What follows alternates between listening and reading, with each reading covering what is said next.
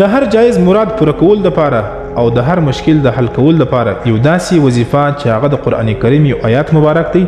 که چیرې انسان د آیات مبارک تلاوت کړي او د دې وظیفه وکړي، الله رب العزت به هر حاجت ور پوره کړي، شرعي حاجت او هر مشکل به الله ور حل کړي.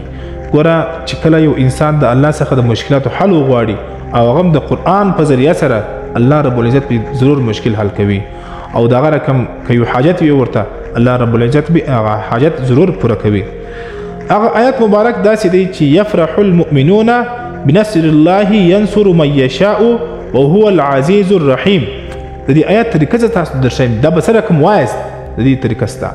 دا ویډیو د ثواب په خاطر باندې مخته د سره شیر کړئ ضرور، او د آیات به زه تاسو ته پر سکرین باندې هم ولیکم انشاءالله العزیز. 114 واره به دا آیات مبارک تلاوت کوي د سهار د لمانځه نه بعده. که چیرې د سهار د لمانځه نه بعد تاسو سره وخت نه وي، په ورځ کې بیا چې کوم وخت فارغ شوي هم په هغه وخت کې انسان چې تنها سي یکړ سي یوازې سي، بیا د انسان دغه آیات مبارک تلاوت کې انشاءالله العزیز تمام مشکلات به الله ورته اسانه کړي او هر جایز مراد به الله تعالی ور پوره کړي.